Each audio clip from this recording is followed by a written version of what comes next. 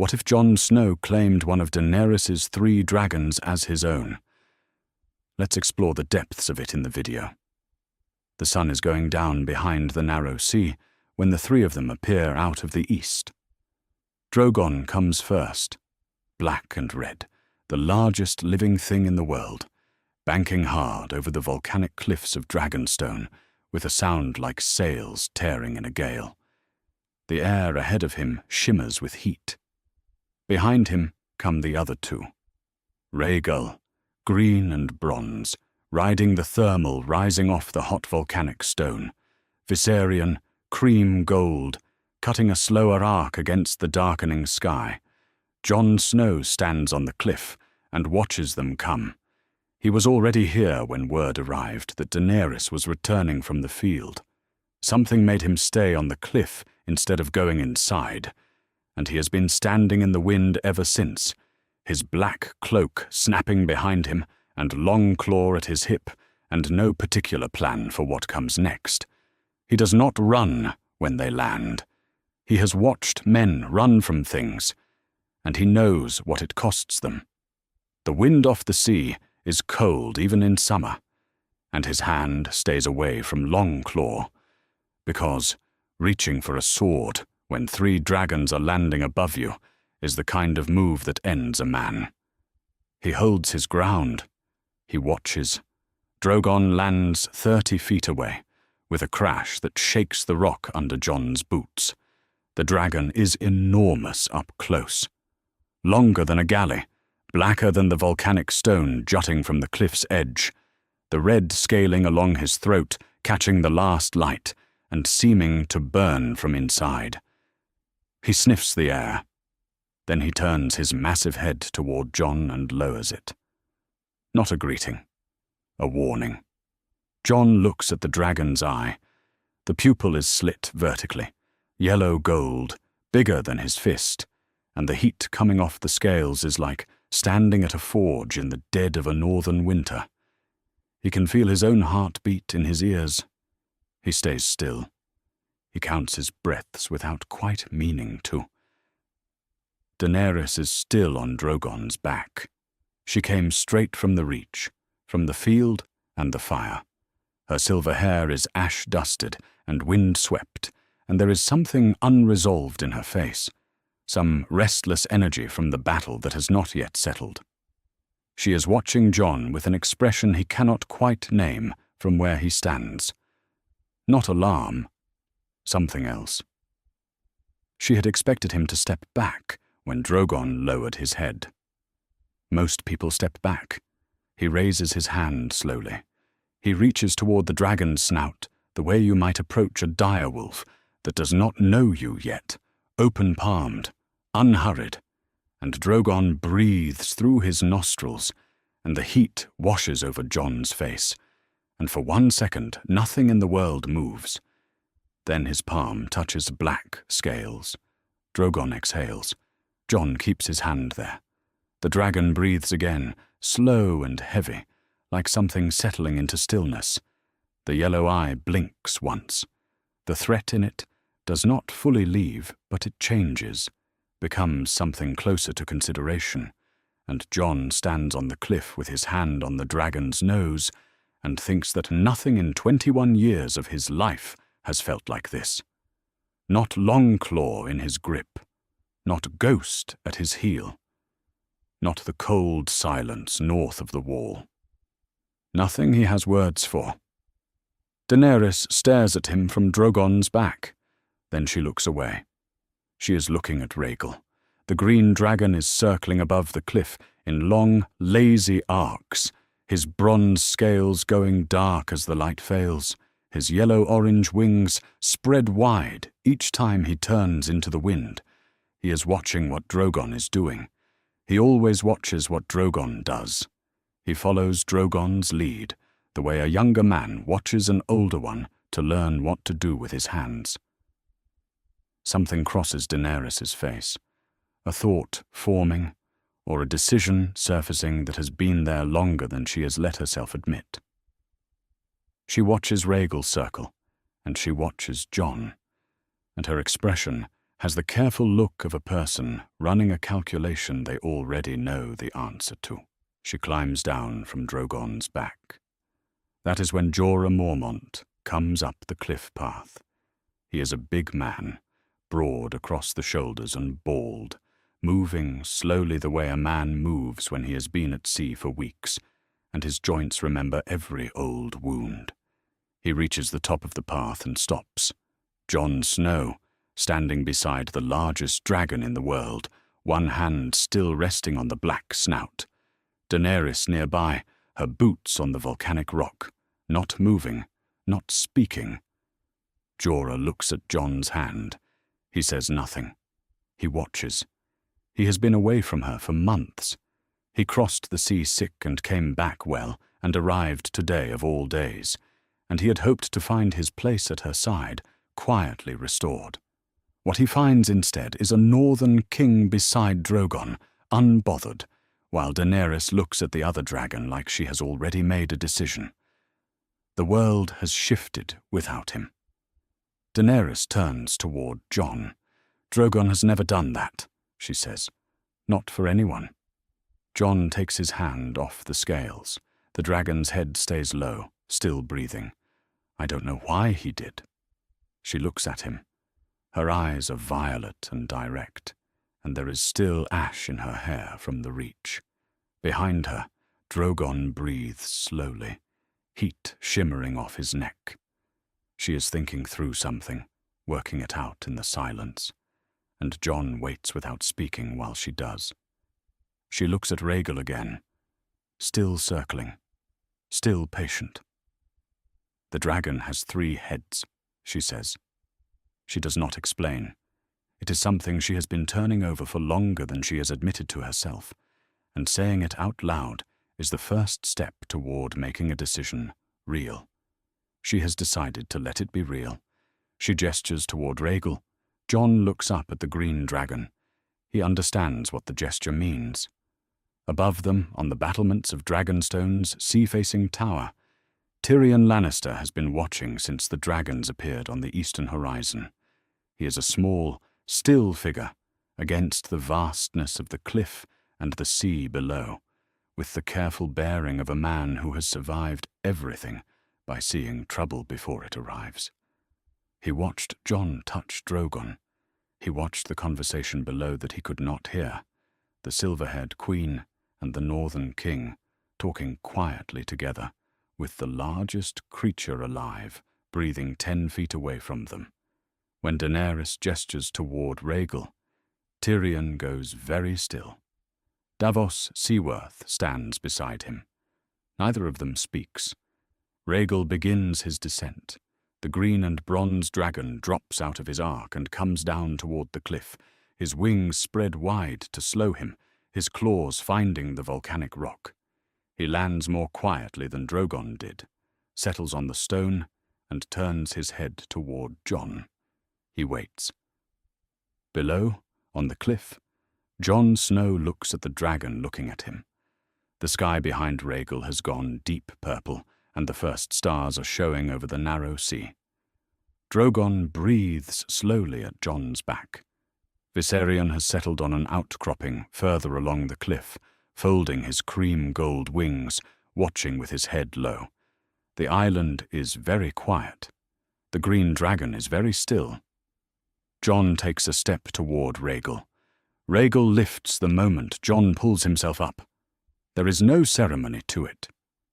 Jon grips the base of the neck the way he has seen Daenerys do, the scales under his palms hard and warm and grained like old bark, and then the wings spread, and the cliff drops away below him, and they are in the air. The wind hits him like a wall. It is nothing like riding a horse. A horse is something you steer. This is something that steers and carries you, something with its own will that is choosing to go where you want to go. And the difference between those two things is everything.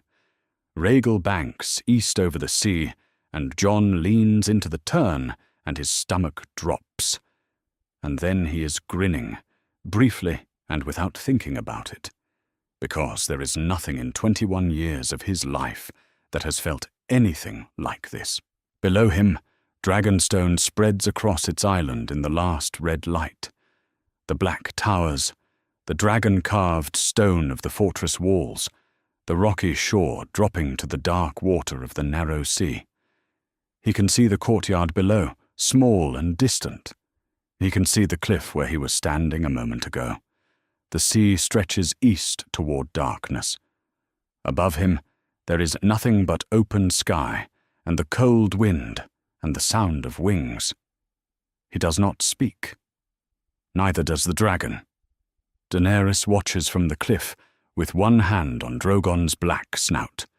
From this height, Jon cannot make out her face, only her posture. She is very still. She is not smiling. She is thinking about something that is not yet finished being thought. Meanwhile, on the battlements of Dragonstone's sea-facing tower, Tyrion Lannister watches the two dragons. Drogon has not moved from the cliff.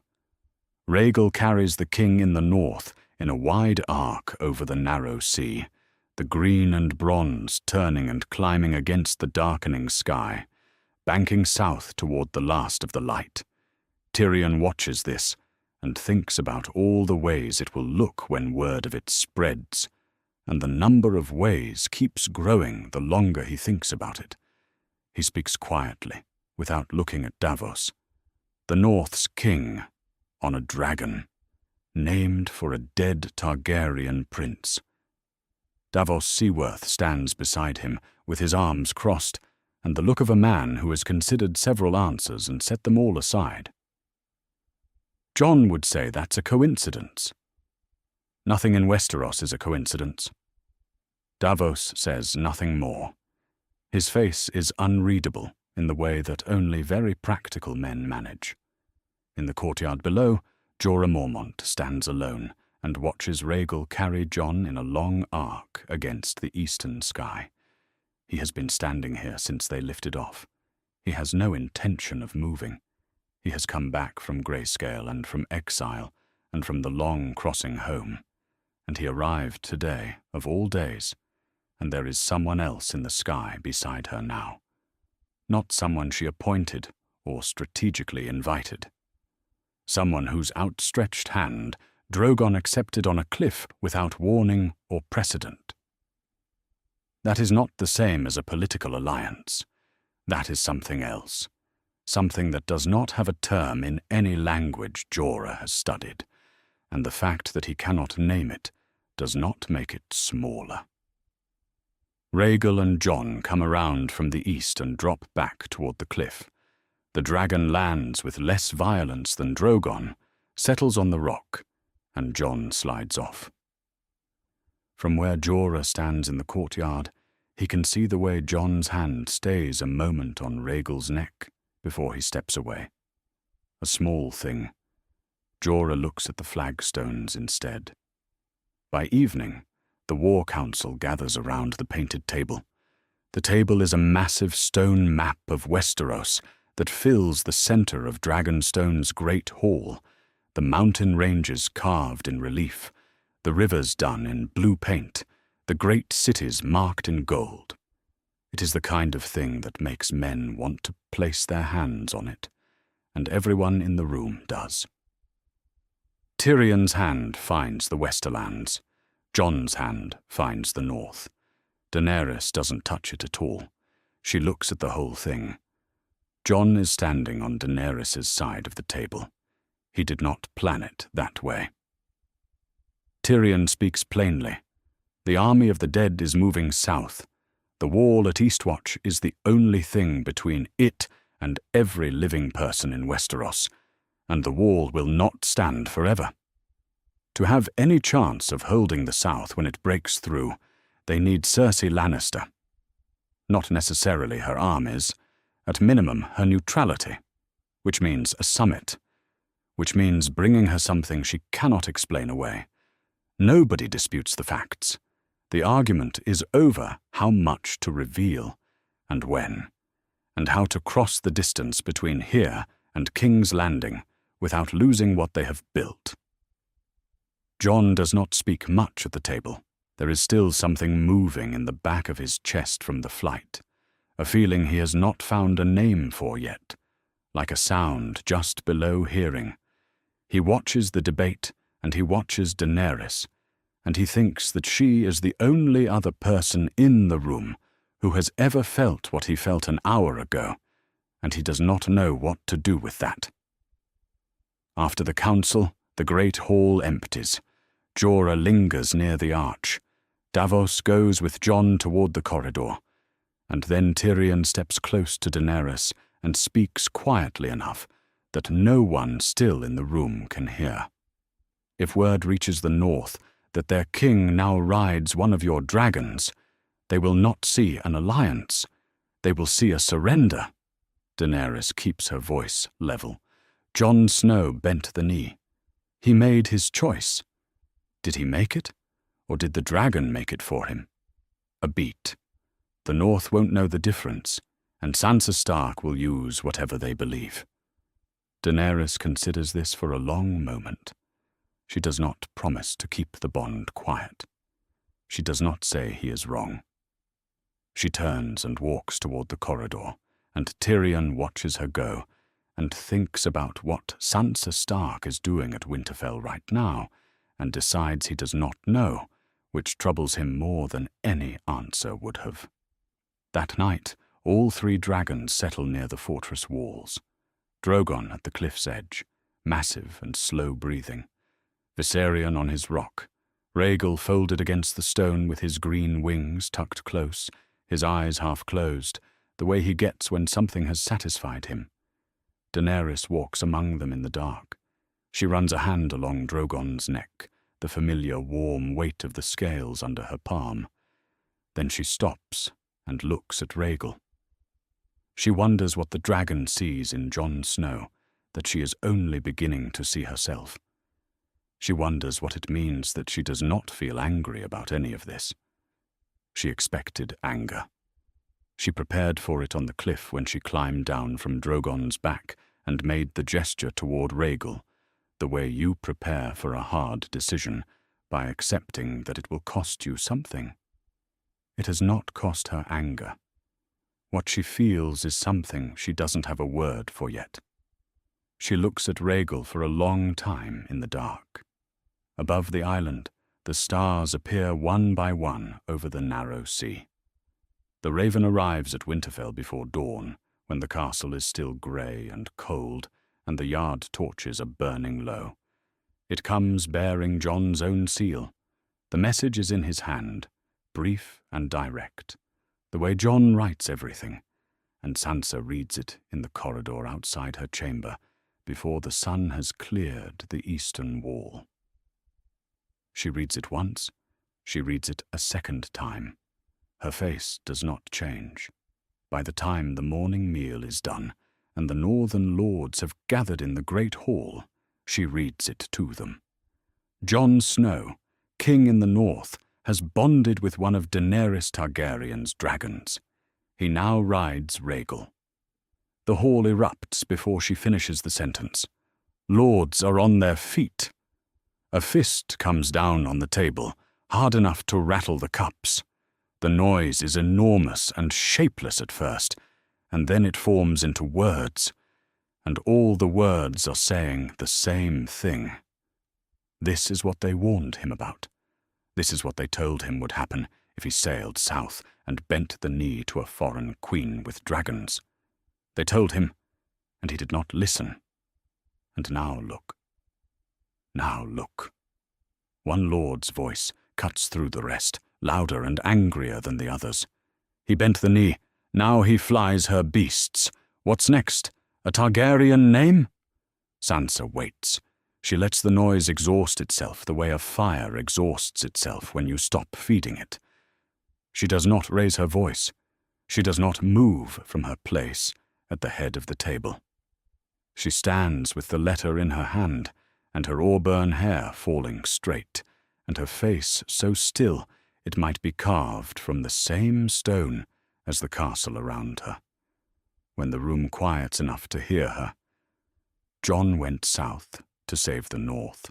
He went for dragon glass and armies and whatever it takes to fight what is coming. He has done more than we sent him to do. No one is satisfied. She did not say it to satisfy them. She said it to hold the room long enough for heads to cool, and it works, barely, which is all she needs. Near the wall, Peter Baelish watches all of this. He has not spoken since the letter was read. He stands in his usual position, slightly apart from the nearest cluster of lords, close enough to hear every word, and far enough away to seem uninvested in the outcome. He is watching the room the way a merchant watches a market, assessing the value of everything in motion. His eyes move between the letter in Sansa's hand and the faces of the men arguing, and each face tells him something, and he is filing all of it away. The lord who shouted about Targaryen names, the two lords who said nothing but exchanged a look, the younger men who are afraid, and the older men who are angry. All of it goes into the careful archive he keeps behind his eyes, where information waits until the moment it becomes useful. He does not know yet what this particular information is worth. He will know soon. Later, when the hall has emptied, and the lords have taken their anger back to their chambers, Sansa sits alone in the small solar with a cup of wine she has not touched. Arya finds her there. She does not knock. She comes in and sits down across the table and looks at her sister with the flat, grey eyes she inherited from their father, and she says, "Is he bending the knee or becoming one of them?" "I don't know yet," Sansa says. "I don't think Jon knows either." Arya is quiet for a moment.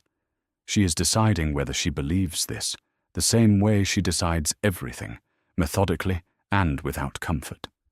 The Starks who go south don't come back the same. Sansa knows this. She knows it in a part of herself that does not respond to argument. Their father went south and never came home. She does not say it. She does not say anything. She is already composing the raven in her head, the one she will write tonight and send before dawn, short and plain the way Jon will understand. "Come home. There is something you need to hear." Not by raven. In person. She does not know yet what Bran has seen. She is waiting for Bran to tell her. Bran has been sitting in his chair near the Godswood door since before the raven arrived, in the still, distant way he has had since he came back from beyond the wall. He is here, and also not here. He was present in the great hall for the uproar, and he said nothing the whole time, and no one pushed him, because no one ever quite knows how to push the three-eyed raven. Now Sansa comes to him, and before she can speak, he does. The voice is flat and too even for his face, the voice that belongs not entirely to her brother anymore. He is looking at the Godswood, and not at her. The dragon knows its rider. Sansa waits for more. There is not more. That is all he says. The servant nearby says nothing. Sansa says nothing. They make the same silent decision in the same instant, which is not to ask him what he means, because they are not sure they want to know the answer, and the question feels like the kind of thing that opens a door that does not close again. The words stay in Sansa's mind for the rest of the day, and all through the night. Meanwhile, far to the south in Old Town, Samwell Tarly sits at a small desk in a room that smells of old paper and lamp oil, reading by a candle flame that is down to its last hour. He has been reading late every night for weeks. The citadel is full of the accumulated knowledge of 1,000 years, and Sam has been working through it with the particular focus of a man who knows something is missing from what he knows, and cannot quite identify what it is. Tonight he has the Septon Maynard journal open on the desk in front of him. He's not supposed to have it. Gilly found it in the stack some days ago and read a passage aloud to him. Something about a prince with a name she had trouble pronouncing, who had a marriage annulled and was secretly remarried in a private ceremony. Sam had been distracted at the time, frustrated and tired, and he had interrupted her before she finished, and for days the detail had sat in the back of his mind like a stone he kept stepping over without looking at. He has read the entry 3 times tonight. A notice came to the citadel today from various ports and southern cities, carrying news and rumors. One line is a report out of Dragonstone.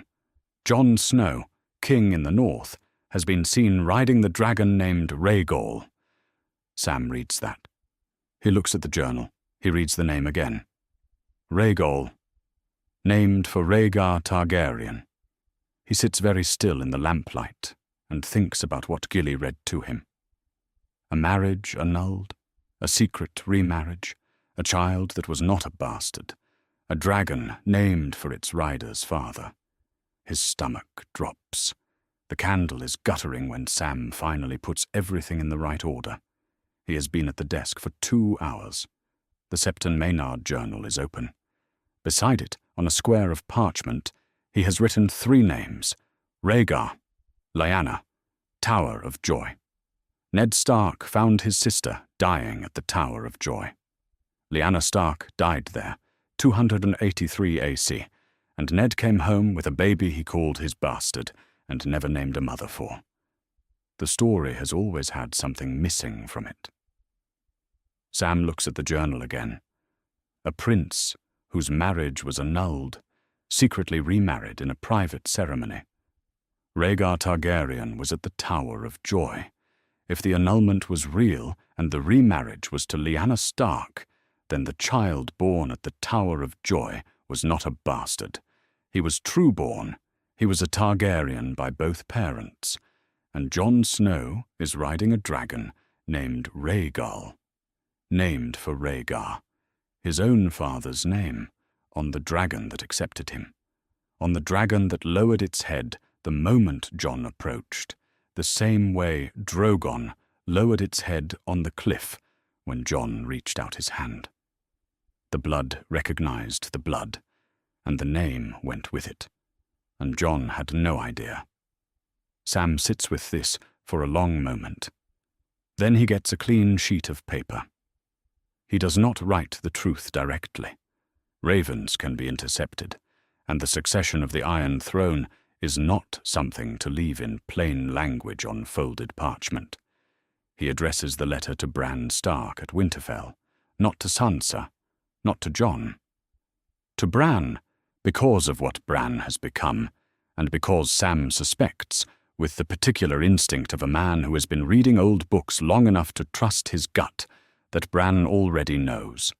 He writes 3 words with a blank line between each one. Rhaegar, annulled, remarried. He folds the parchment, seals it, and goes to find the Maester on duty before he loses his nerve. The Raven reaches Winterfell on a grey afternoon, carried in with others.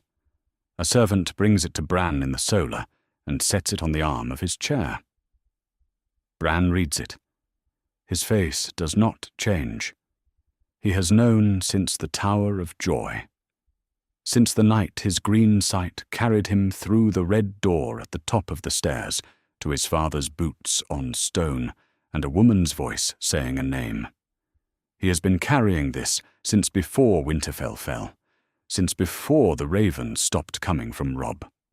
He carried it in silence because it was not yet time. Now it is time. He folds the parchment. He tells the servant to fetch Sansa. She comes quickly. When Bran asks for her alone, she always comes quickly.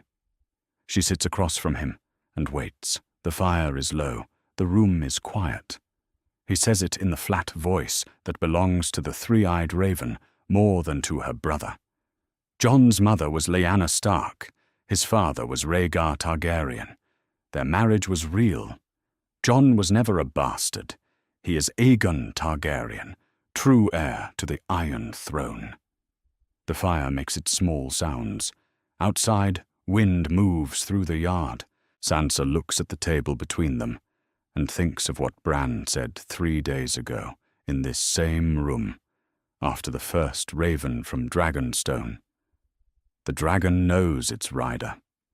She had turned the words over ever since, and had not understood them. She understands them now. Jon has been riding a dragon named Rhaegal. The dragon was named for Rhaegar Targaryen. Rhaegar was Jon's father. Every morning for weeks, Jon Snow has been carrying his own father's name into the sky without knowing it. She says, "How long have you known?" "Since the Tower of Joy," Bran says. "Since before we left Winterfell the first time." That is years ago. That is before the ravens from Robb stopped coming, before the gates broke, before everything the Stark family has been through in the time since. He has been carrying this through all of it, holding it until the moment it was needed. She looks at him. He does not look like he needs sympathy. He looks like a man waiting to see what she decides. She goes to her chamber. She does not go to the Great Hall. She does not send for the Northern Lords. She sits at the writing table and looks at the blank parchment and thinks about the order of things. The information is not a weapon until it reaches the right place at the right moment. What it needs is Jon in this castle in person before anyone else takes it out of her hands. A raven cannot carry this and stay safe. A room full of frightened lords cannot hear it from whispers in a corridor. Jon has to come home. She writes one letter. She seals it with her own seal. She addresses it to Jon Snow at Dragonstone. "Come home. There is something you need to hear. Not by raven, in person." She sends for a rider herself and gives him the letter directly. Pater Baelish is in the corridor when the solar door opens. He has been finding reasons to walk this passage since the first raven from Dragonstone arrived. He has been in the corridor long enough to hear 2 voices through the closed door, and several silences that felt significant. And now Sansa steps out and walks past him, with her eyes straight ahead, and her face composed in the way that means she is holding something very large in an interior place where it will not show. She does not stop. She does not acknowledge him. He watches her go, and thinks about the change in her bearing, the small tension across her shoulders, the particular deliberateness of her pace. Something has shifted. He does not know what Bran told her.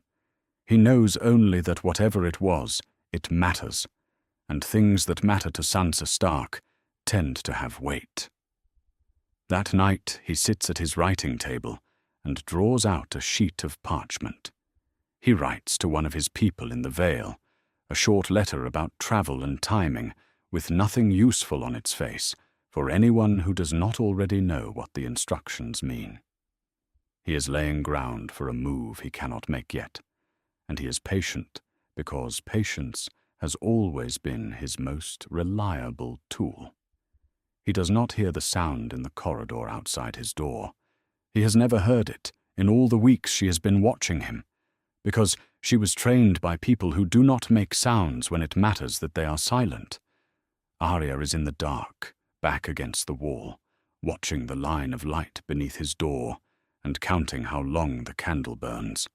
The plan comes together around the painted table the same way all the plans do, badly, in pieces, with everyone in the room disagreeing about at least one thing.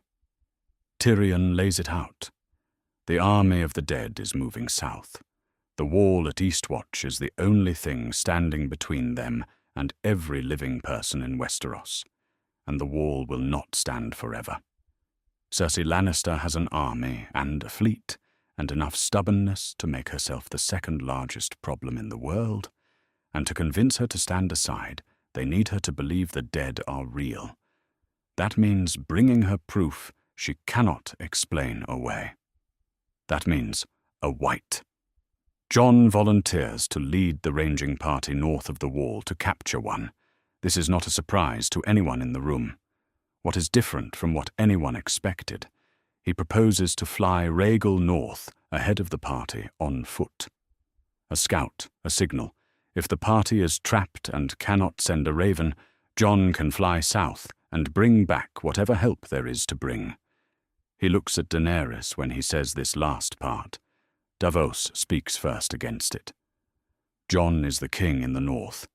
There are better candidates for ranging beyond the wall than the man who died once already doing it.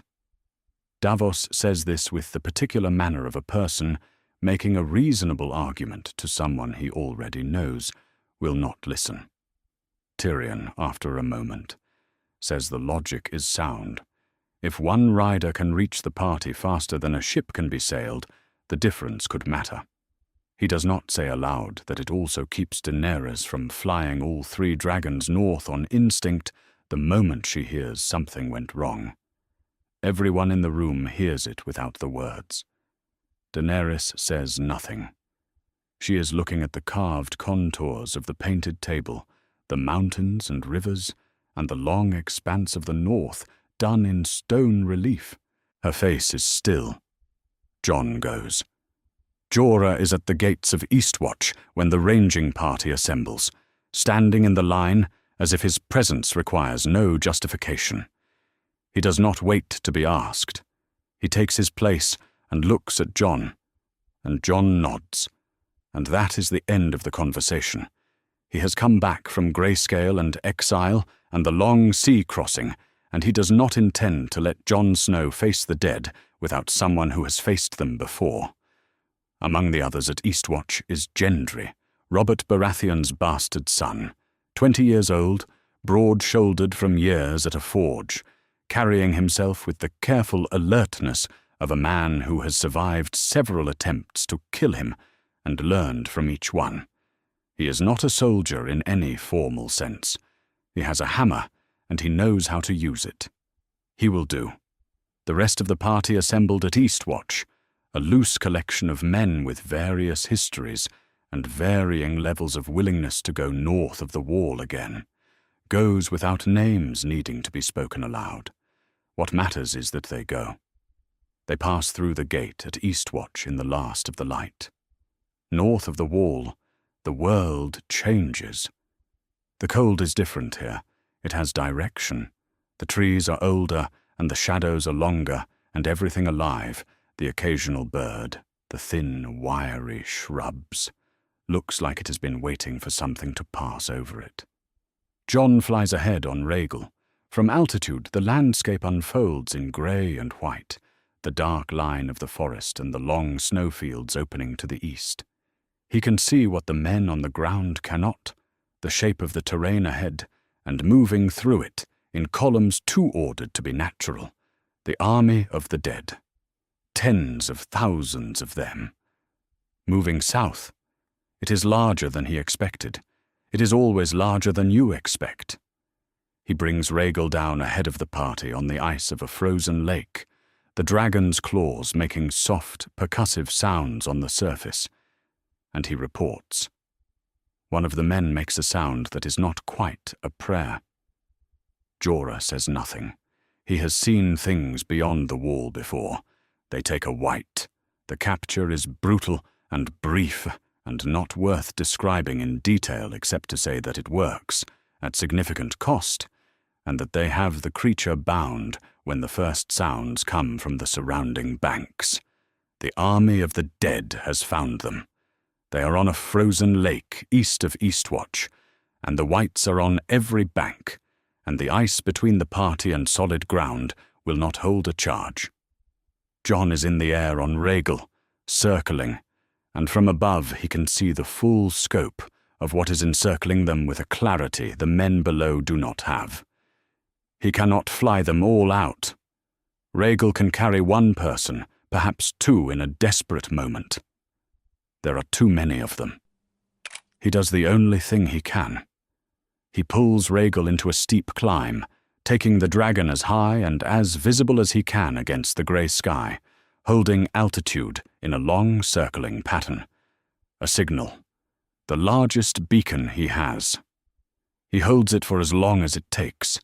Daenerys comes with all 3 dragons. They appear from the south, Drogon first, black and red and enormous, roaring as he descends. Viserion to his left, cream and gold against the grey sky, Rhaegal falling into formation as Jon turns south to meet them. The sky above the frozen lake fills with fire and wings. Drogon sweeps low over the bank, and the whites scatter or burn where they stand. Viserion drives a burning arc along the tree line to the east. Jon pulls Rhaegal around the northern side, cutting off the dead there. The whites burn in their hundreds and keep coming, because the dead do not understand what fire means for them. The party on the ice runs for Drogon's back. The Night King appears on the far bank. He is still, watching the fire with the patience of something that has been watching things for 8,000 years. He raises one hand. A white walker behind him passes forward a long spear of pale ice, perfectly balanced, the way things are balanced in the hands of something that knows exactly what it is about to do. He looks up. Not at Drogon, still breathing fire across the bank 40 feet away. He looks past Drogon. He looks at Viserion, following her arc above the tree line to the east. Cream and gold scales in the dying light, the smallest of the three, wings spread wide, following the same flight path she has been flying since the battle began. He throws. The spear moves faster than it should. It crosses the distance between the bank and the sky and drives through Viserion's neck, and the sound that comes out of her is the loudest thing Jon has ever heard, and the worst. Her fire cuts out. Her wings go wrong. She drops, trailing smoke, and hits the ice of the frozen lake with a sound like the world breaking open, and the water takes her. Jon has Rhaegal turning south before the last ripple crosses the ice. The party is on Drogon's back. Daenerys pulls Drogon up and south. Jon falls into position beside her, the two dragons climbing together, and the frozen lake falling away below, and the dark water where Viserion went under, growing smaller. He does not look away from it until it is gone. There is nothing in his face when he finally turns south. No relief, no triumph over having survived, just the absence of a third dragon in the sky around him, and the long, cold flight home, and the question of what the Night King does next, now that he has a dead dragon to work with. They land at Dragonstone as the last light leaves the water. No one is waiting on the cliffs to receive them. The castle's servants have had the sense to stay inside, and the courtyard is empty when Drogon and Rhaegal settle onto the volcanic rock with the particular heaviness of something that has carried too much. Jon slides off Rhaegal. Daenerys does not move for a moment. She sits on Drogon's back with both hands flat against the black scales and looks at the sky to the north, where Viserion should be. She climbs down. Jon follows her when she walks to the cliff's edge. Not because she asks. He follows because she is going to the place where she offered him the bond with Rhaegal, where she stood weeks ago and made a gesture toward the green dragon circling overhead, and changed the shape of everything that followed. She sits on the same rock, and Rhaegal lands behind her without being directed there, folding his green bronze wings. Drogon settles nearby. They are all quiet. The sea moves below. The sky is dark and cold. Daenerys says, "Viserion was named for my brother." Jon waits. "Viserys was cruel to me. He sold me to a man he did not know, and he told me what he would do if I embarrassed him, and I believed him for years. He was not a good man, and he did not die well." She is looking at the water. But he was still the only person in the world who was also what I am. For a long time he was the only family I had. Jon says, "I'm sorry." She does not answer. The two dragons breathe slowly, warming the air around them. The stars begin to show above the narrow sea. The cream gold dragon that was always the quietest of the three is at the bottom of a frozen lake somewhere north of the wall. Then Rhaegal screams. It comes without warning, a sound Jon has never heard from the dragon, not in flight or the hunt, or any of the weeks since the bond was made. It is not his territorial sound or his hunting sound. It is something that has no name except grief, and it echoes off the volcanic cliffs and dies over the water. Drogon echoes it a heartbeat later, head lifted, looking north. Daenerys and Jon look at each other in the silence that follows. They do not speak. They know what it means. The dragons know first and they know after. And whatever is happening at the frozen lake right now, they already feel it in the dark. Far to the north, measured not in miles, but in the kind of cold that does not belong to winter, the Night King walks to the edge of the ice. He moves through the wreckage of the battle without hurrying. The whites that were not burned have dispersed or are standing in the way whites stand when there is no one left to kill. The lake is quiet. Below the surface, in the dark water, cream and gold scales lie still. The Night King kneels. He reaches one hand down and touches the ice. He does not speak. He does not need to. Below the ice, Viserion's eye opens. Blue now, the pale blue of deep ice, the color of the Night King's eyes, and his army's eyes, and every dead thing he has raised from the frozen ground. The wrong color, the right shape. The ice dragon rises from the lake. Ravens reach Winterfell before dawn. 2 of them, arriving within an hour of each other, both from sources near Eastwatch. Sansa reads them in order. The first says that Viserion, one of Daenerys Targaryen's dragons, died beyond the wall when the ranging party was rescued. The second says a creature is moving south from the frozen lake, a dragon in size and shape, wrong in every other way, breathing something that looks like fire, but burns cold. Sansa sets both letters on the table. She holds Bran's secret about Jon in her mind, and now this on top of it. And the thing she doesn't allow herself to feel is panic. What she allows it to be is urgency. She gets out a sheet of parchment. This raven is not subtle. Come home. It cannot wait. She sends it herself. At Eastwatch by the sea, the night is absolute. No moon, no stars, only the cold and the wind off the wall, and the sound of ice settling that has been part of every night at the wall since before anyone alive can remember. Then Viserion appears from the north. The guards see her before they understand what they are seeing. She is the size she always was, enormous and unmistakable, but the color has gone wrong. The cream gold scales are gray in the darkness, and her eyes, when they catch the torchlight on the wall's surface, burn blue. She comes out of the northern sky with her wings spread and her chest expanding, and she breathes. Not orange fire. Blue flame, cold and precise, burning a color that is the color of cold itself. It touches the wall at Eastwatch, and the wall does not know what to do with it, because the wall was built to resist the living dead and the cold they carry, and what is being breathed on it now is both of those things made into something more. Ancient magic meets something older. The wall at Eastwatch comes apart.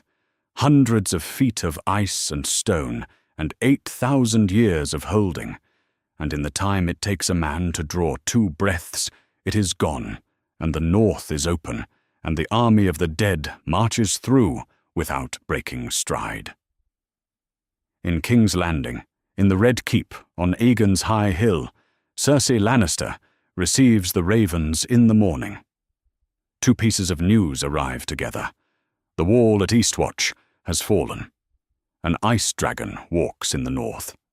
A separate report confirms that Jon Snow, king in the north, has been riding the dragon called Rhaegal since before the ranging party went beyond the wall. Cersei is at the council table alone when she reads them. She is not yet showing, and the pregnancy is a fact she carries internally, presenting nothing to the room except the face she has decided the room should see. She reads about the ice dragon. She reads about Jon Snow on Rhaegal. She thinks about what it means that her enemies now have 2 riders and 3 dragons between them, one of which walks for the Night King. She thinks for a long time. Then, the Scorpions. How many can be mounted and positioned within a fortnight? A number is named. Double it, Cersei says, and position them to fire upward, not at the horizon, at the sky, at a specific altitude. A pause. The green dragon is smaller than the black, a smaller target at height. The men need to understand what they are aiming at when the time comes. She does not say Rhaegal's name. She is thinking it. Jaime stands at the window. He has been there since the ravens arrived, looking south over the city toward the harbour, where the fleet sits at anchor in the grey morning. He was at the Gold Road when Drogon came out of the sky over the Lannister supply train.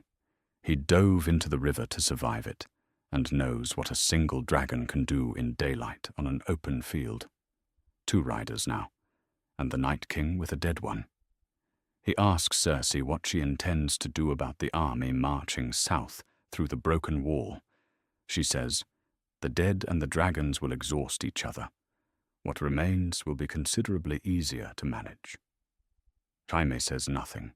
He looks out the window at the long road that runs north from the city toward whatever is happening in the dark, straight as a line through the snow, and he does not say what he is thinking. He does not say it yet. They fly to King's Landing. In another version of this story, they would sail, 2 figures on a ship watching the coastline pass, arriving quietly at a harbour dock. But Jon is on a dragon now, and Daenerys is on one, and arriving by ship would be an act of deliberate concealment that neither of them is prepared to perform. So they fly. Drogon takes the southern heading over the narrow sea, black and red against the grey autumn sky. Rhaegal flies beside him, green bronze, steady in the wind. 2 riders going to a summit in a city that still has wildfire buried beneath its streets from the last time a Targaryen sat its throne. The capital sees them coming from a long way off. They circle once above the city before descending. Jon does not look down at the crowds on the rooftops and in the streets below. He is thinking about what comes next and trying to hold a clear head for it. The thing Tyrion said before they left is still in his ears. Do not say anything you cannot unsay. Jon has never found this advice easy to follow. They land outside the dragon pit. The ruin on Rhaenys' hill is the skeleton of something enormous that once housed enormous things. The walls are still standing in places. The domed roof collapsed long ago. The dragon-carved stonework is weathered from decades of rain and neglect, the carved mouths of stone dragons worn smooth by the same weather that wore down everything else. It is exactly the right place for this meeting. Everyone who looks at the dragon pit is already looking at what happened to the last family that tried to do what they are here to propose. Jon and Daenerys leave their dragons on the ruins above. Rhaegal settles on the broken wall with his green bronze wings folded, watching the people below with the calm of a creature that knows it is the most dangerous thing in the city. The assembled parties take their places inside the ruins. Cersei is already there. She sees Jon before she takes stock of the room's arrangement, and she keeps her face still. She received the reports. She knew he rode Rhaegal. Seeing it is different from reading it. A man in a black cloak, dark hair, grey eyes, not particularly tall, walking into the dragon pit the way men walk into rooms they are not afraid of. He dismounted a dragon and crossed the distance between the ruins and the gate without hesitation, without ceremony, and he is looking at her the way people look at her when they have decided they are not going to be intimidated. She recognizes the political threat in the image of him, even without knowing everything.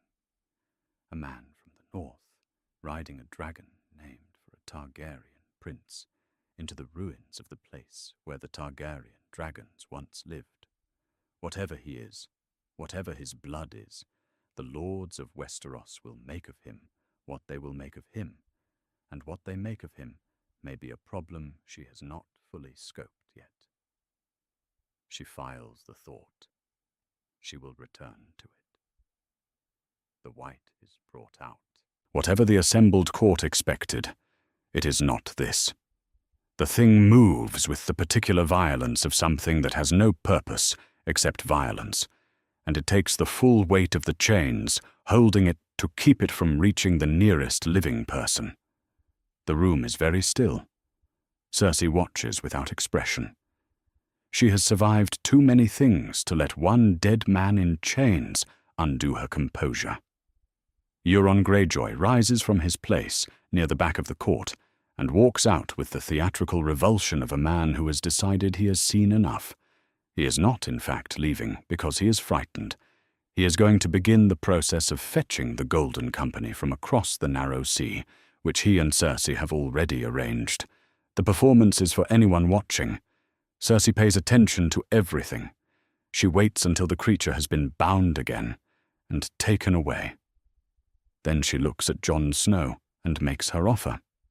She will join the alliance against the army of the dead. Her forces will stand down. Her fleet will hold.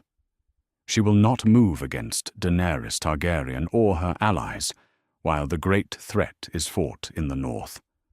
On one condition, when the dead are defeated, Jon Snow, as king in the north, will not take sides between herself and Daenerys Targaryen. He will say it plainly. Here. Now. Jon says, I can't promise that. I've already bent the knee to Daenerys Targaryen. That is what I am. I won't lie about it to make an arrangement more comfortable for anyone. The silence that follows is the silence of a room in which a man has just handed away the best card at the table on purpose. Tyrion's expression shows everything for a moment before he controls it. Davos closes his eyes. Cersei stands. The summit is over. Tyrion asks for a private word. He gets it. He argues with the particular focused precision of a man who knows he has perhaps 20 minutes to say something that will not be said better by anyone else, moving through the case methodically, naming what will happen to the living if the dead reach King's Landing while two armies are still pointed at each other. He does not threaten. He has nothing to threaten her with that she has not already weighed and discounted. What passes between them ends with Cersei apparently agreeing. She will honor the truce. She will hold her forces in place while the North fights the dead. She says it with every surface of her composure arranged in the right order. Her eyes are flat. She has already decided. That night, Jaime stands at the window of their chamber in the Red Keep, while Cersei explains to him that she never intended to honor any of it. The dead and the dragons will exhaust each other, she says. Whatever remains, whichever side is left standing, when the two catastrophes are done with each other, will be considerably easier to manage. She will have the city and the fleet and the Golden Company in the field. She will pick through what remains. Jaime does not speak for a long time. He is thinking about the dragon pit. He is thinking about the moment Jon Snow looked at Cersei and said he could not lie. There was no calculation in it, no weighing of what a comfortable falsehood might cost against what it would buy.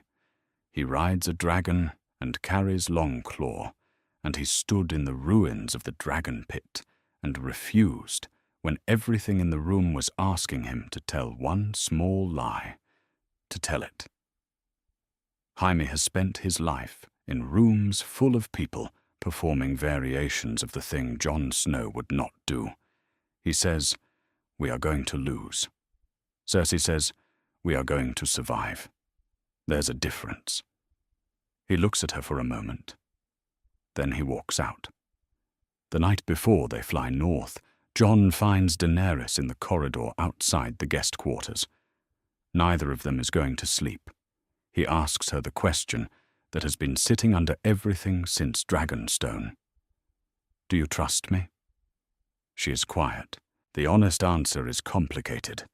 The way honest answers are when you are a queen who has learned that trust is the thing people use against you once they understand how much of it you are willing to give.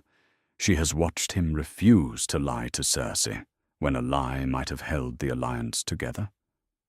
She has watched Rhaegal choose him on a cliff without being asked. She says, "My dragon does." Jon holds that. It is, in fact, enough. It is more than enough. Rhaegal comes over the walls of Winterfell in the early morning, the green bronze wings casting moving shadows across the direwolf banners on the towers below. Jon brings him down outside the walls, not inside the yard where the space is too tight, and the dragon lands in the snow of the open field with the kind of controlled weight that still manages to shake the ground. The lords watching from the battlements watch in silence. They have had weeks of ravens and reports about Jon on a dragon. This is different from reading a report. The man they declared king in the north is dismounting a creature the size of a war galley in the snow outside his ancestral home, and the expression on the faces watching from the walls is not quite recognition and not quite fear, but something that contains both. Jon slides off and stands in the snow and looks up at the castle. The guards on the wall have not moved. He is their king, and he is standing in a field next to a dragon, and they are looking at him as if he has become something they cannot yet name. He goes through the gate. Sam is in the great hall. He has been here for 2 days, having left the citadel as soon as he worked out what the Septon Maynard journal meant. He arrived before Jon, spoke with Bran, had Bran confirm everything, and spent 2 days rehearsing what he is going to say to Jon's face. He has abandoned all of those versions. He looks at Jon when Jon walks through the door. Jon looks back. Sam opens his mouth. "There's something you need to hear," he says. "Not here." He glances at the hall, at the servants near the fire, and the lords at the far table, and the guards at the doors. Jon follows his look and understands. They go to Bran, and the 3 of them go down to the crypts. The crypts of the kings of winter run deep beneath Winterfell, carved from the rock below the castle foundations, the walls lined with stone statues of the Stark lords going back 8,000 years. The cold down here is a different cold from the cold outside, older and stiller, the cold of stone and depth. Jon passes the space where Ned Stark's effigy will eventually stand. It is empty. He does not look directly at it. They stop in a wide section of the tunnel. Sam takes a breath. He says, "Your mother was Lyanna Stark, and your father, your real father, was Rhaegar Targaryen. You've never been a bastard. You're Aegon Targaryen, true heir to the Iron Throne." Jon stands very still. He does not speak. This is not the stillness of a man choosing not to speak. It is the stillness of a man whose mind has stopped what it was doing and is trying to redirect everything it has toward a thing it cannot yet hold. His hands are flat at his sides. He is looking at the stone floor of the crypt, at the torchlight moving on the flags. Bran watches him with the flat patience of the 3-eyed raven. After a long time, Jon says one word. "Rhaegal." Sam stares at him. He does not immediately understand what the word means in this context, what Jon is saying about the dragon by saying only its name in that particular tone of voice. Bran understands. Jon walks out of the crypts. He goes up the steps and through the gate and back across the snow to where the green bronze dragon is settled in the field, with his head down, breathing slow clouds of steam in the cold air. Rhaegal lifts his head when Jon approaches. He always does.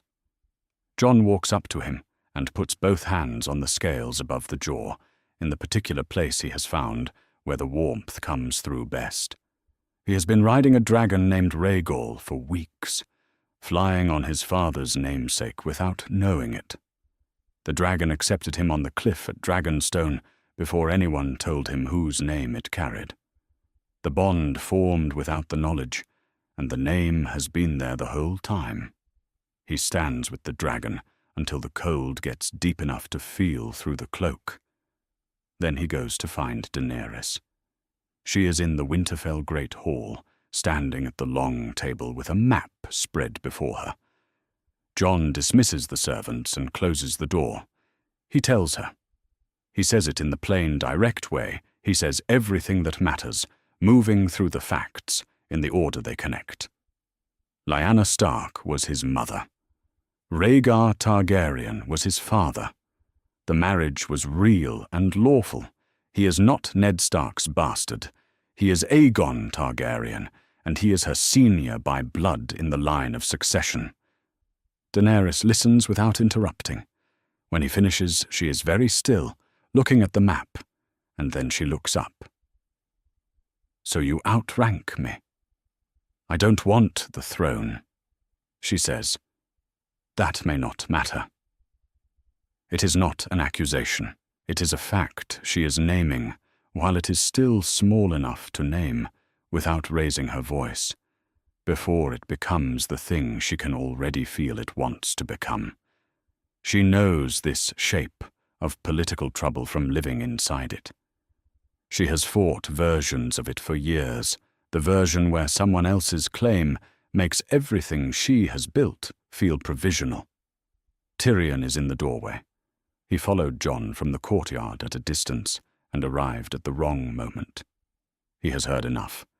He does not step into the room. He turns quietly and walks away, already thinking about Varys, and what Varys will do when he hears.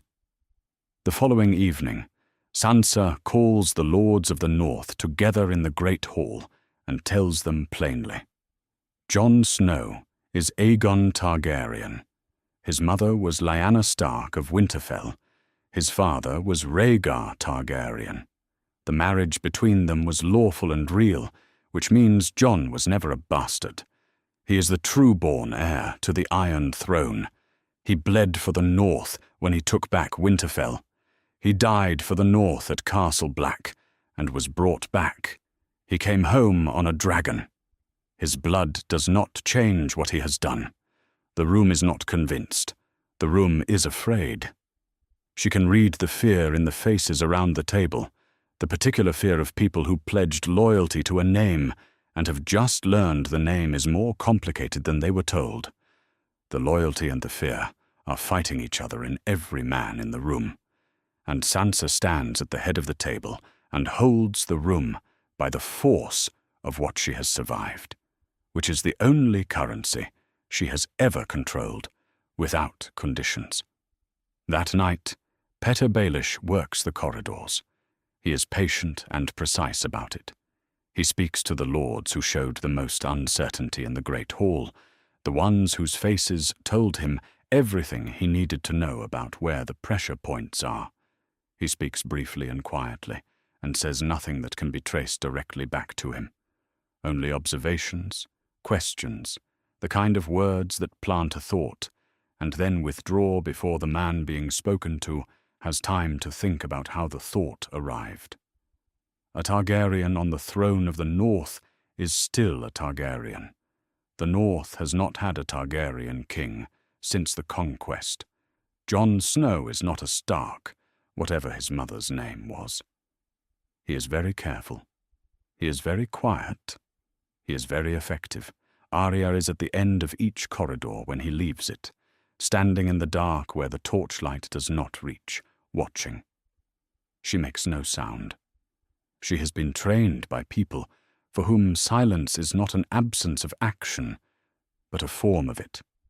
Petyr Baelish does not know she is there. Arya brings the evidence to Sansa on a morning when snow is falling in the Winterfell yard and the castle is still half asleep. She brings it the way she does everything, without ceremony, without emotion, in a sequence that is simply the facts in order.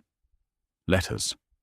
The lords Petyr Baelish visited at night, and what was said at those visits, word by word, as she overheard them through half-open doors. A complete record of who he has been speaking to, when, and what he has been trying to make them believe. She sets it on the table in front of Sansa, and sits back. That's all of it.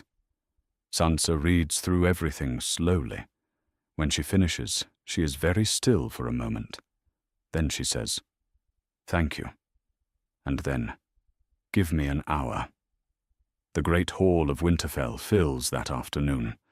The northern lords are summoned. Jon is there, standing near the wall. Daenerys is there, positioned slightly apart from the Winterfell men, in the way she always stands in rooms that are not entirely hers. The fire in the hearth is large against the cold outside. Petyr Baelish is brought in. He enters without being escorted, because he is Petyr Baelish, and the word escorted implies a kind of submission he does not accept. He walks to the center of the room, with the composed bearing of a man who has been in difficult rooms before, and found his way out of all of them. He looks around at the assembled faces, reads the room in the first few seconds, and his eyes settle on Sansa.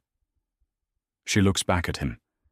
She begins with the recent crimes, the letters sent to his contact in the Vale after Bran told her about Jon's parentage, letters that contain instructions she now has in her hand. The specific lords he visited in the dark, one after another, in the days since the truth about Jon became known in this castle, planting a thought that a Targaryen on the throne of the North was still a Targaryen. She has the exact words he used, transcribed from what Arya heard, and she reads some of them aloud. Baelish listens with his face very still. He is already calculating the angle of response, the deflection, the argument that casts all of this in a different light. She does not give him the moment to use it. She goes back further. She names the older crimes, the ones no parchment in her hand can prove, but that every person in the room can hear and weigh. The role he played in Jon Arryn's death, which started the war between the Starks and the Lannisters before it had a name. The lie he told Lysa Tully that turned her against everyone around her.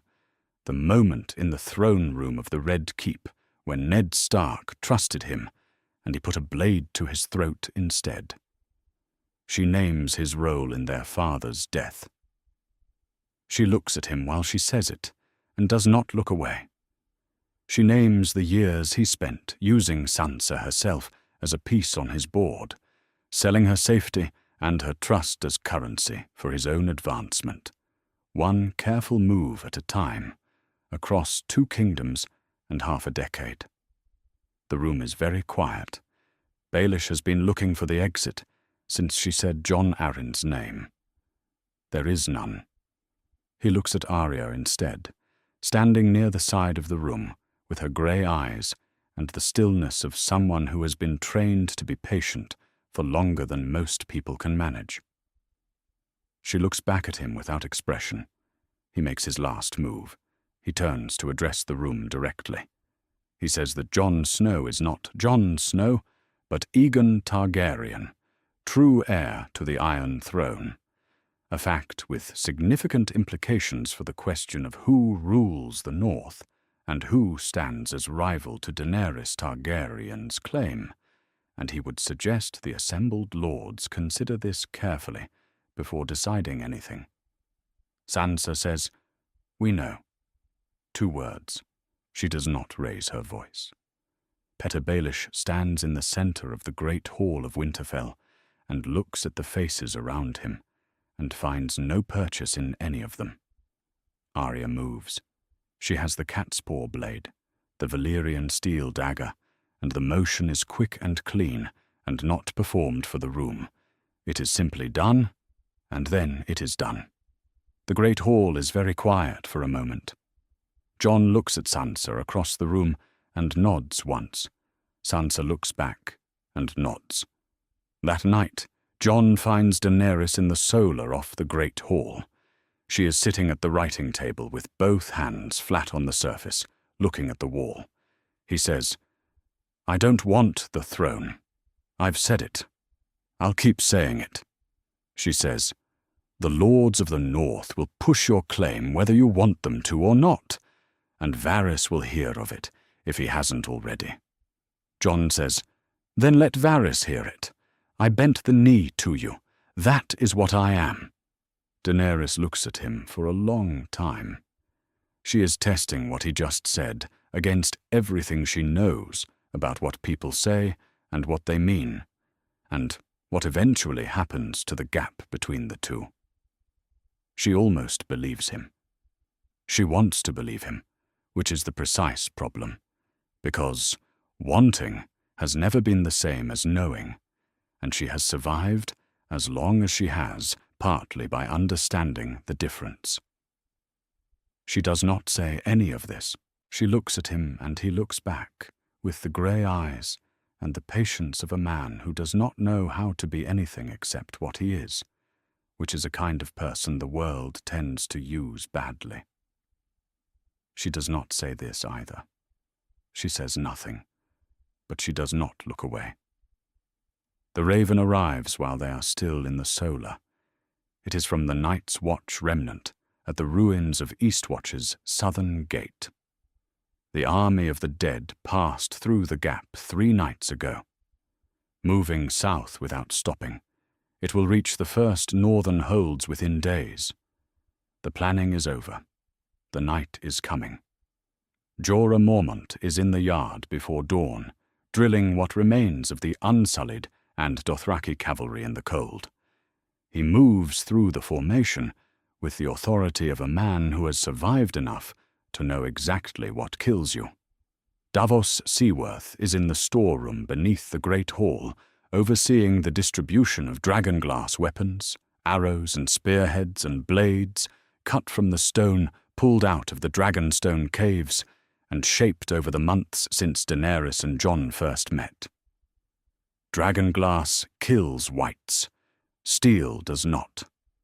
Every man going out on that field needs to know this in his hands, not just his head. At dusk, Jon and Daenerys walk the walls of Winterfell together.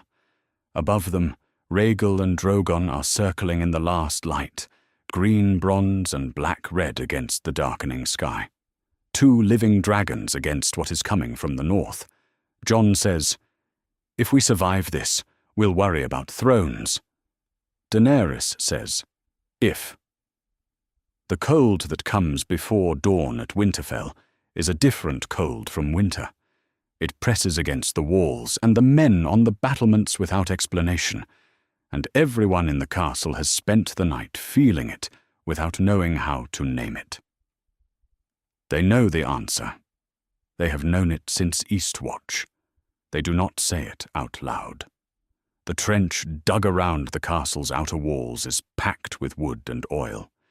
In the hour before dawn, a figure in red moves along its length from the south gate to the west, and the trench catches.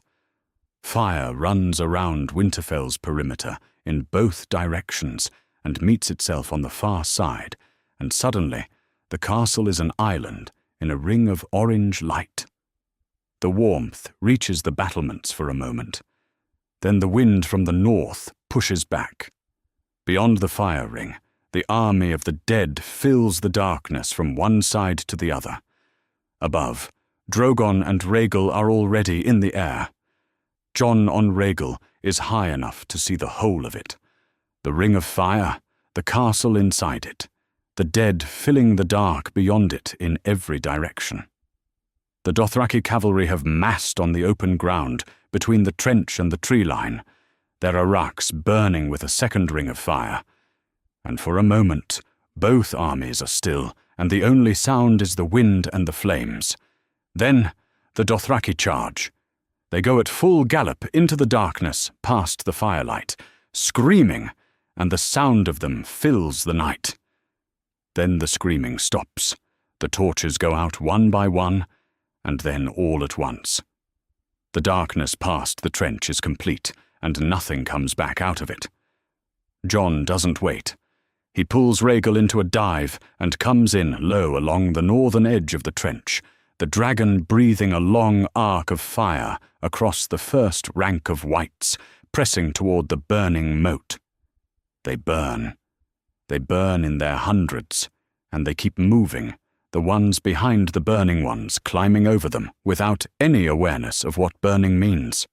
And Daenerys brings Drogon around from the east, and the two dragons crisscross above the field, laying fire from two angles.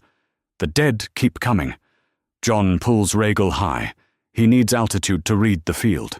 From above he can see the castle is holding, the walls intact, the trench still burning, the unsullied on the inner gates.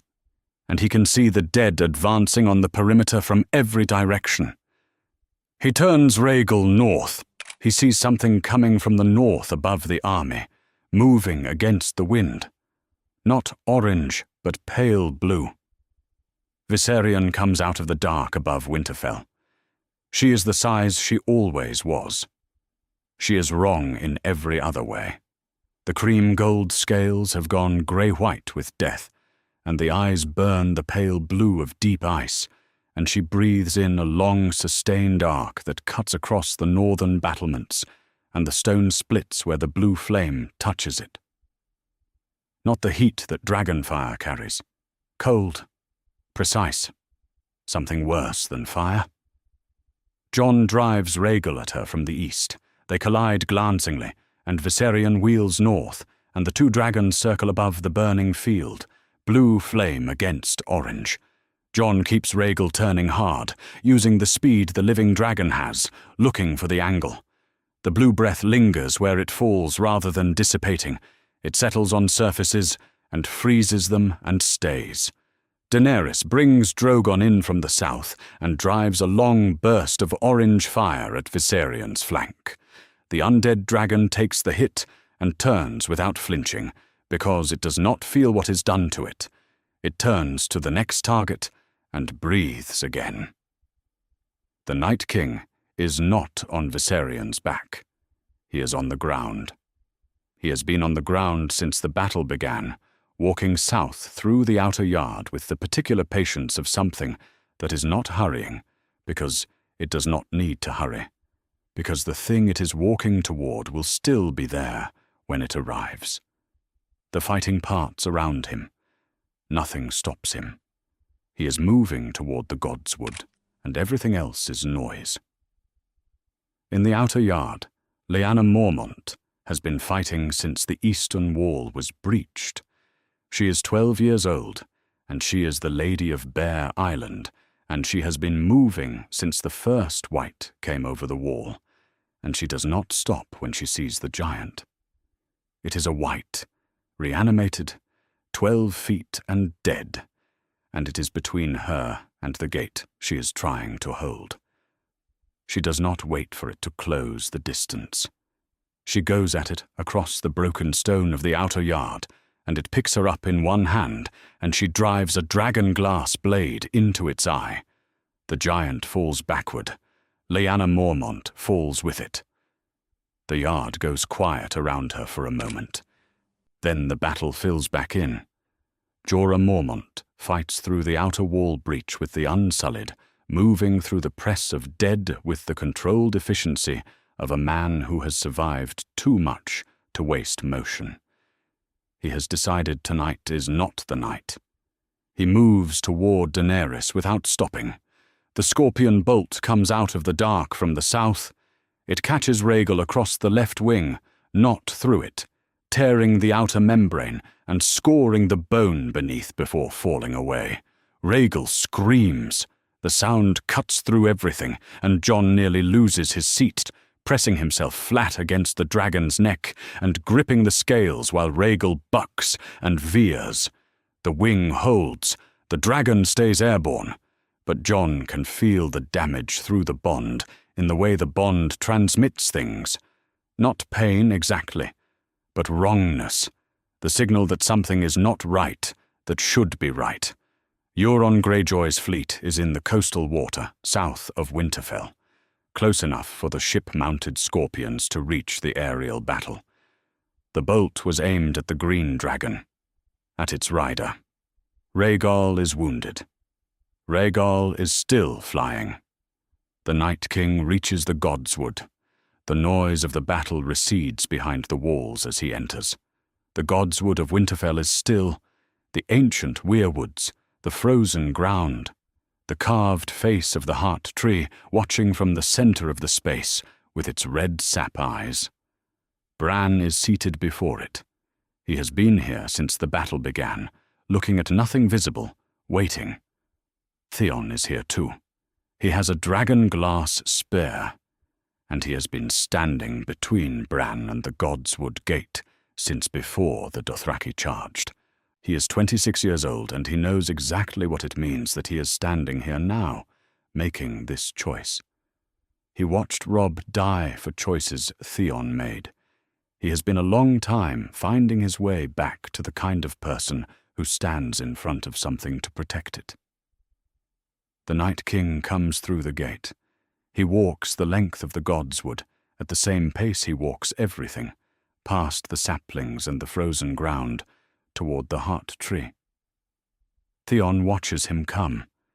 He watches him cross the open space, and he raises the spear and he runs. It is not complicated, what he does.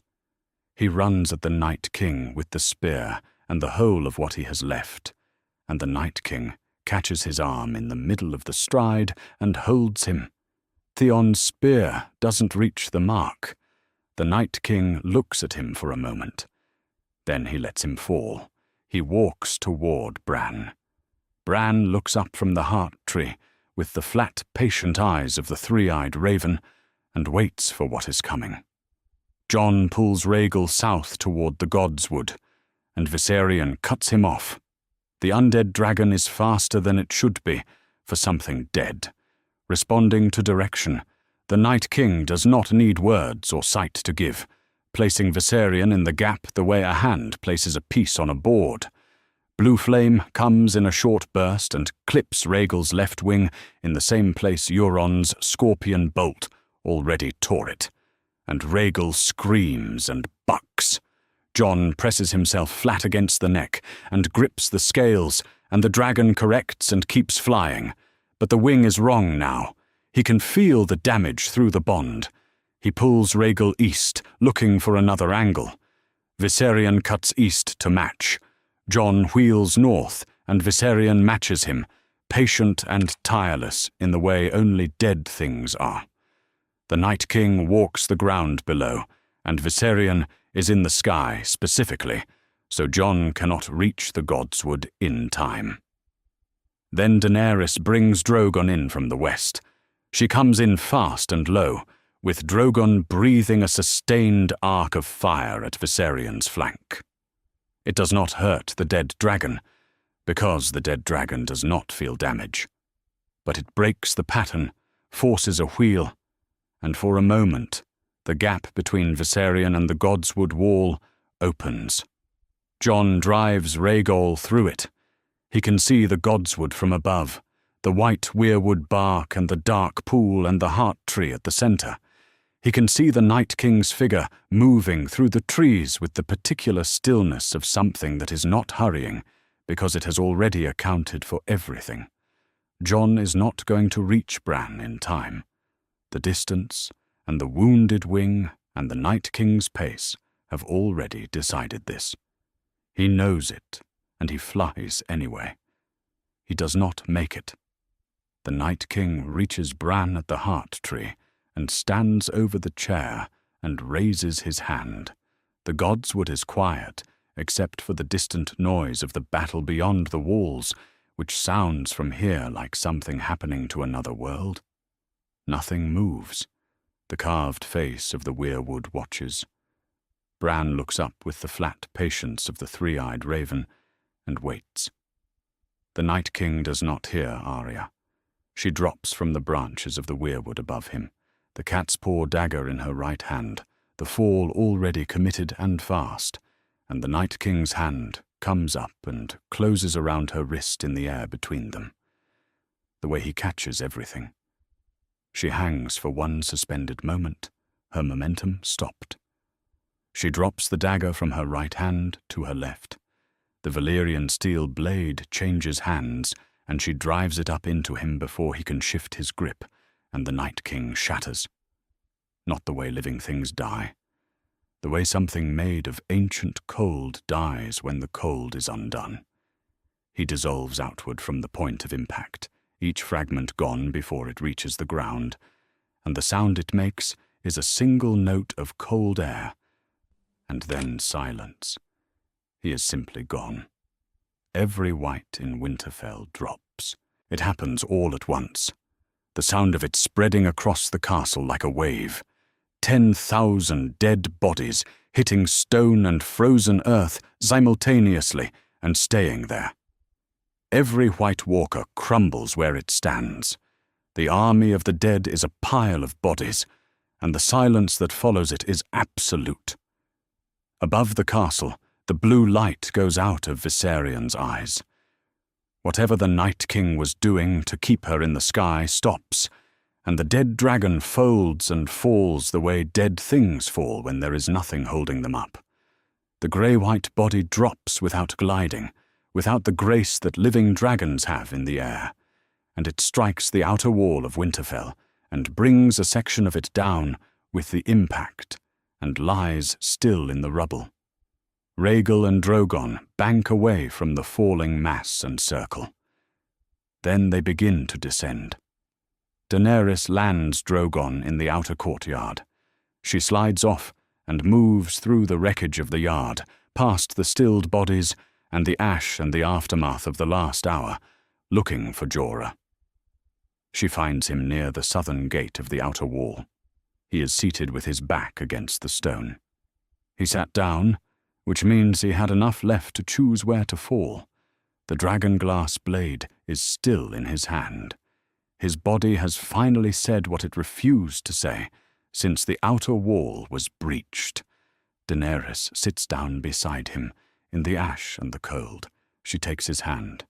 He looks at her the way he has always looked at her, like the destination at the end of every road he has travelled, and he says something, one sentence, perhaps two. The chapter does not write it. It belongs only to them, to the space between them in the ruined courtyard, to the last thing Jorah Mormont gives her, which is the only thing he has ever had that was entirely his own to give. Then he is still.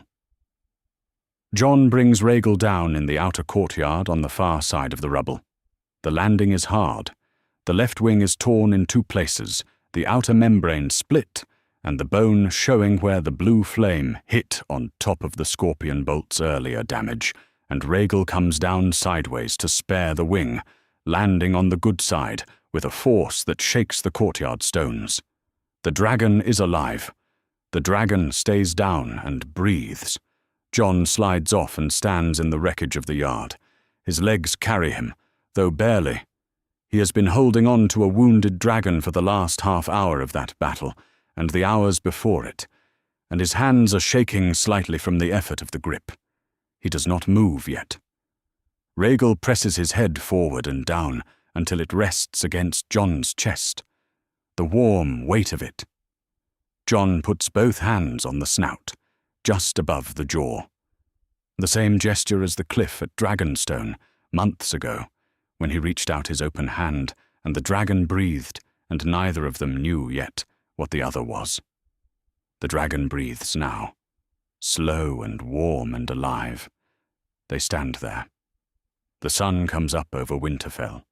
The light is pale and thin, northern winter light that does not commit to warmth, and it falls across the outer yard, and the bodies, and the two living dragons, and the people who are still breathing.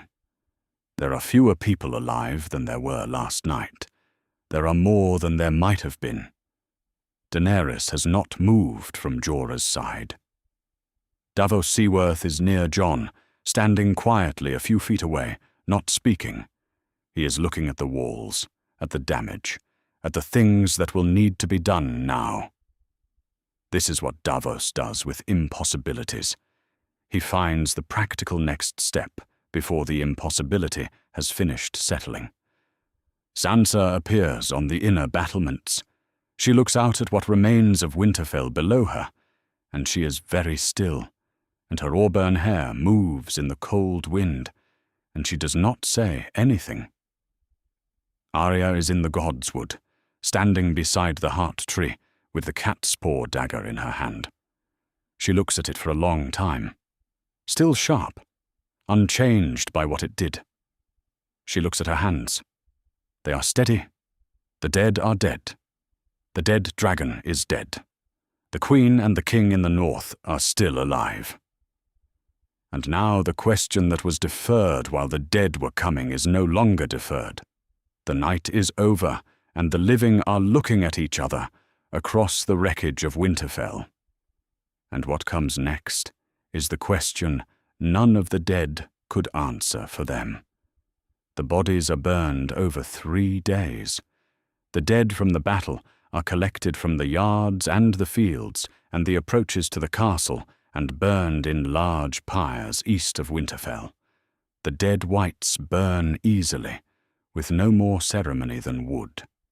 The dead soldiers burn with the same grief as any dead, and there are too many of them, and the pyres run for 3 days, and the smoke is visible for miles to the south. Davos Seaworth manages the logistics of survival. Food, warmth, the accounting of who is still here, the hard, unglamorous work of still being alive that no one thinks to assign, because the people who would have assigned it are busy with the impressive version of the aftermath. Davos does not wait to be asked. He has been doing this for 20 years under various kings, and it has never become less necessary. Varys is in his quarters before the pyres are lit, writing letters, not to Jon Snow, not to Daenerys Targaryen, to his contacts in King's Landing and in Essos and in the Free Cities, to the people who will eventually help decide which claimant becomes viable and which becomes a cautionary tale. He is being very careful about what he says, and very thorough about how many people he says it to. The truth about Jon Snow is already travelling south at the speed of ravens, and Varys has no intention of letting it arrive without preparation. Bran asks to be brought to the Great Hall on the morning of the 4th day.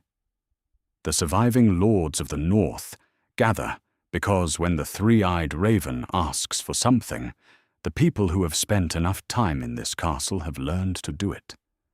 Bran is brought to the head of the table. He looks at the assembled faces with the flat, unhurried gaze that belongs to the raven more than to the boy. Jon Snow is Aegon Targaryen. Lyanna Stark was his mother. Rhaegar Targaryen was his father. They were married. He is no bastard. He has the better claim. He says it not because Sansa asked him to, or Jon or Daenerys. He says it because the truth, held in one person's hands, too long becomes a weapon in other hands. And he has held this truth long enough. He says it so it belongs to the room now, and to no one in particular. The lords argue. Some want to declare Jon king of everything. Some want to declare the North free and independent, regardless of what Jon's blood says about the rest of the realm. They go at it, the way men who have survived the same battle go at everything, with the particular combination of exhaustion and conviction that makes arguments more honest than productive. Sansa says, clearly into a gap in the noise, the North should be free, whatever Jon is. She does not say it to undermine Jon. She says it because it is true, and because the truth, said plainly in a room of frightened men, is the only thing that actually holds a room, She says it, and lets it sit. Jon and Daenerys find each other in what remains of the Winterfell solar later that day. A window is broken on one side from the battle, and the cold comes in past the board nailed over the gap. Neither of them mentions it. Jon tells her he knows she is afraid of what his blood means for her claim. He does not pretend the fear is unreasonable. He tells her again, plainly, that he does not want the throne. She says, "What you want is less important than what the lords of Westeros will want once they've heard Bran say your name." Jon says, "Then let them argue about it. You have Drogon and I have Rhaegal. The throne will sort itself out after Cersei is dealt with." Daenerys looks at him. It is not the answer to the problem. The problem will take considerably more than a sentence to resolve, and both of them understand this. But she is looking at the shape of what he said. Not at the sentence, but at how it is built. You have Drogon and I have Rhaegal. Not her dragons. Not his dragon. One each, beside each other, equal weight in the same direction. It is the first time since Bran spoke in the Great Hall that the thing she has been carrying has shifted slightly. She almost smiles. She does not quite, but almost. In King's Landing, in the Red Keep on Egan's High Hill, Cersei Lannister receives the news. 2 reports arrive within an hour. The first, the army of the dead was destroyed at Winterfell. The second, from Euron, Rhaegal was struck by a scorpion bolt during the aerial battle. The wing is damaged. The dragon survived. Both dragons are alive. Both riders are alive. Cersei sits at the council table and looks at what she has. A fleet in the harbour. The scorpions mounted on the city walls, positioned at the height she specified. The Golden Company in the field. An army. A city of 500,000 people between herself and whoever is coming south. She's not afraid. She has never been afraid of things she can see coming.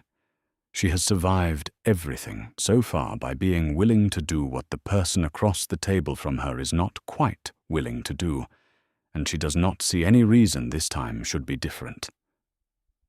Jaime is not in the room. She does not think about where Jaime is. Jaime is on the King's Road, riding north alone, in the snow. He told himself when he left that he was going to see what had happened in the north. He has been on the road for 2 days, and he has stopped telling himself that. He is riding toward the people who went into that battle while Cersei was counting bolts, and he has 1 good hand and 1 golden one, and no army behind him, and none of that has made him turn the horse around. He is going to fight for the living, which is a thing that is slightly too late, and exactly on time in the way that Jaime Lannister's better impulses tend to arrive. He rides north. The road is quiet. At dawn, outside Winterfell, Rhaegal's wing has been cleaned and wrapped and tested in short gliding passes across the frozen field. The dragon can fly. Not at the strength he was before the bolt and the blue flame. Not yet. But enough. Enough to go south. Davos stands at the gate and watches. Sansa stands beside him, her auburn hair loose in the wind. Bran is at the Godswood door in his chair, looking at the sky the way he looks at things he is not quite looking at. Jon mounts Rhaegal. Daenerys mounts Drogon. They look at each other once across the distance between 2 dragons. There is nothing left to say that has not been said. The north is behind them. Cersei is ahead of them. What comes after Cersei is not a question they are answering today. Rhaegal lifts. Drogon rises. Maybe Drogon goes first and Rhaegal follows. Maybe they lift together. From where Davos is standing at the gate, it is impossible to tell. And it does not matter. They are airborne, black and red and green and bronze, banking south over the frozen fields of the north with the morning light behind them. Below them, Winterfell grows small, then smaller. The King's Road runs south through the snow, straight as a line through the cold, and they follow it toward King's Landing, toward Cersei, toward whatever comes next. That's our theory. Westeros is a land filled with exciting stories and possibilities, and we love exploring them. If you want to accompany us on this journey across the Seven Kingdoms and beyond, then please like,